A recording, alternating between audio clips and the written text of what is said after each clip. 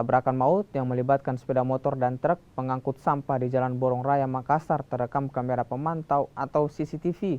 Dari peristiwa ini, pengendara sepeda motor tewas di tempat. Usai kejadian, pengemudi truk memilih kabur. Dari keterangan polisi, pengendara sepeda motor yang juga mahasiswa mengalami luka di bagian kepala. Sementara pengemudi truk masih dalam pencarian pihak kepolisian. Itu sebuah mobil truk yang dikategorikan pemuat sampah bergerak dari arah barat ke timur. Setelah terjadi melarikan diri, tabrakan dengan sebuah sepeda motor Yamaha Mio DP 2952 NP yang bergerak dari arah timur ke barat, artinya berpapasan. Ya.